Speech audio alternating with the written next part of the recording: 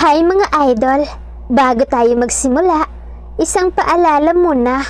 Ang kwentong ito ay isang fanfiction lamang na isinulat ni Breaker Dreamer at wala ito sa tunay na kwento ng slamdunk o anime. Tayo na, simulan na natin. Samantalang, naglalakad na pauwi si Rukawa mula sa eskol ng Hokkaido.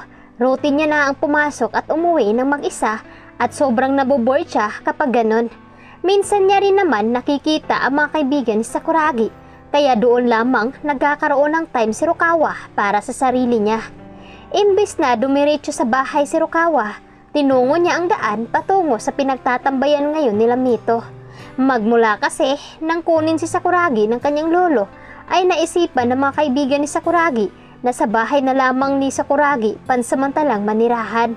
Balak pang isama si Rukawa upang malaman din ng isa sa kanila kung kumusta na ba si Sakuragi. Yo! Bati ni Mito na makita si Rukawa. Nagkasalubong ang dalawa mula sa open court, magdadapit hapon na rin. Kumusta? Pangangamustang tanong ni Mito kay Rukawa. Hindi ko alam. Magmula kasi nang umalis ang kapatid ko at si Sakuragi, nawala na ng gana ang buhay ko.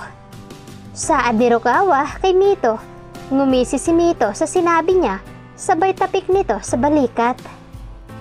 Agree ako dyan.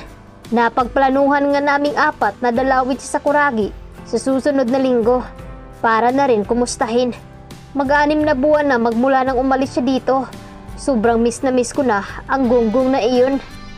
Ani muli ni Mito kay Rukawa. Sa bagay, sasama na rin ako. Gusto ko rin makita ang magiging reaksyon niya sa oras na malaman niya ang ibabalita ko sa kanya. Napakunot noo si Mito sa sinabi ni Rukawa. Anong ibig mong sabihin? Curious na tanong ni Mito kay Rukawa. Sa linggo na lang, mas maganda na si Sakuragi muna ang makakaalam ng balitang iyon. Saad ni Rukawa nang may pang-aasar ng ngiti bago nagpatiuna sa paglalakad. Ang daya nito, bulalas ni Mito kay Rukawa. Samantalang, kinabukasan, maagang nagising si Sakuragi upang mag-asikaso sa pagpasok sa eskwela. Tuwing weekends lamang siya nakakapasok sa trabaho upang mas matutukan ang pag-aaral. Yun na rin kasi ang usapan nila ng kanyang lolo Fermin. Pumayag na lang si Sakuragi kahit ang gusto ni Sakuragi ay makakapag-ipon ng maraming pera. Pagkababa mula sa hagdanan, nakita na agad niya ang kanyang lolo na nakababad na agad sa harapan ng laptop nito. Napatingala ang lolo ni Don Fermin nang makita ang kanyang apo na nakasuot ng uniforme ng Osaka High. Napakagwapo mong tingnan sa uniforme mo, apo. Ngising saad ni Lolo Fermin kay Sakuragi. Umirap si Sakuragi sa papuring ibinugat sa kanya ng kanyang lolo. Ewan ko sa inyo, lolo. Parang pabago-bago ng isip. Samantalang, ilang beses nyo na ako nakikita sa ganitong suot tuwing papasok. Naiiling na saad ni Sakuragi sa lolo niya. Tumawa naman si Don Fermin sa sinasarado ang laptop nito. Ay, bawal ka na bang purihin ngayon, ha? Sa totoo lang ang sinasabi ng lolo mo. Ibang-iba ang aurang pinapakita mo ngayon kumpara sa tinutukoy mo noon. Napakalaki na ng pagbabago mo, apo ko. Nakangiting saad ni Lolo Fermin. Nagkibit balikat naman si Sakuragi at napuna bigla ang pagiging madrama ng kanyang lolo. Lo, ang aga-aga, nagdadrama ka na dyan. Mamamatay ka na ba? Saad ni Sakuragi. Agaran namang nanlaki ang mata ni Lolo Fermin at si Butler Lee naman ay halos napaawag na lamang ang bibig sa pagkabigla sa sinabi ni Sakuragi. Abat, tarantado ka talagang bata ka. Napakatabil ng dila mo. Aambahin na sana ito ni Don Fermin ng palo na hawak naman ng tungkod ng harangan siya ni Butler Lee. Huminahon kayo, Don Fermin. Huwag niyong paka-istresin ang inyong sarili. Paalalang suway ni Lee dito, ibinaba naman ni Don Fermin ang hawak na tungkod bago unti-unting natawa. May pagkasutil talaga yung bata na yan. Naku Lee, buti na lang hindi ka inaabunan sa bata na iyan. Araw-araw mo pa namang nakakasama yan. Saad naman ni Don Fermin sa natatawang tono. Hindi naman po gaano, Don Fermin. Mabait po ang apo nyo. Maluko nga lang po. Marahil, ganun po ang pagmamahal at ipinapakita niya mula sa inyo.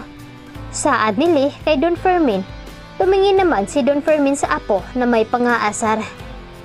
Ganun ba ang pagmamahal mo para sa akin, apo? Iyong patayin ako sa konsumisyon? Pagbibirong tanong nito kay Sakuragi. Napa-facepalm na lamang si Sakuragi sa pangaasar sa kanya ng lolo bago tumalikod at naglakad na patungo sa dining area. Na makapasok si Sakuragi sa loob ay doon lamang sumeryoso ang mukha ni Don Fermin. Lee, tawag ni Don Fermin sa malamig na tono na boses. Napayukod si Lee bilang pagbigay galang kasabay ng pagiging blanko ng mukha nito at atentibong nakinig sa kanyang kaharap. Alam ko ang nangyari kahapon sa restaurant at hindi ko nagustuhan ang nangyari sa apo ko. Alam mo naman na siguro kung paano patatahimikin ang tatlong iyan, di ba?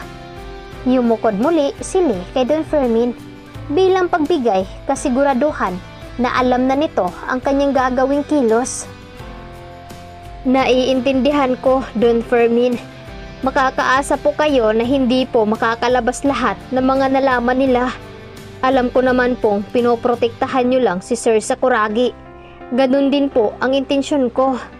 Saad nito na punong-puno ng determinasyon sa kanyang tono na hindi niya bibiguin ang anumang iuutos sa kanya ng kanyang amo.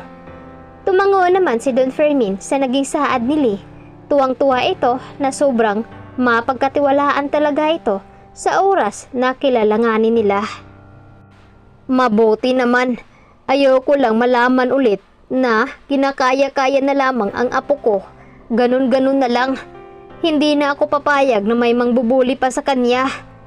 Anas ni Don Fermin kay Lee. Sige po, Don Fermin, ako na po ang bahala sa lahat. Saad nito na yumukod pa.